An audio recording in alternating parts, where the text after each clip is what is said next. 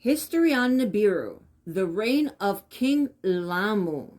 Now, Lamu was not a direct descendant of An, the first king that had created the unity on the planet between North and South. Unfortunately, because the atmosphere was breached and broken, the fields did not produce fruits and grains, the water was not okay, these people didn't have food or water, and there were accusations being thrown everywhere. Whose fault is it? Where did it start? He didn't do his job. He didn't do that. She didn't do that. It was a shit show. The royal court was filled with intelligent people, meaning from all around the world, all of the most intelligent people and scientists were gathered. The tablets continue to say how the counselors were rushing in and out of the council.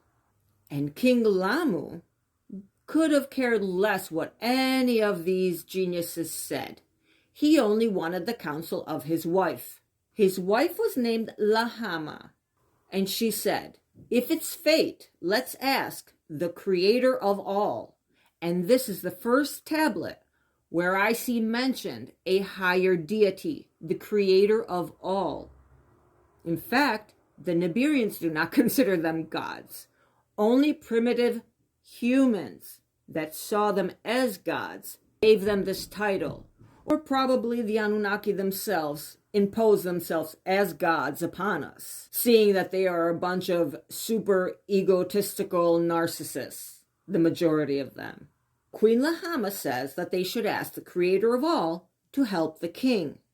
And she says, in words that are now translated with the latest translations, listen to this: "The only hope is to beg on the internet."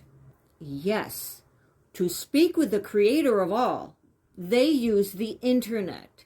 They use this invisible communication system. And what that means is that they had a system that was so similar to the internet that now, after years of studying these tablets, they were able to decipher what this meant. The princes at the royal courts are all furious. They are all super mad. Everyone is arguing. They've had enough of this crap that Lamu is going around. They call him stupid.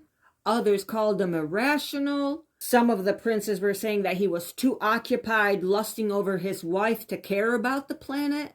Every prince in the royal court had an issue with Lamu and his reign.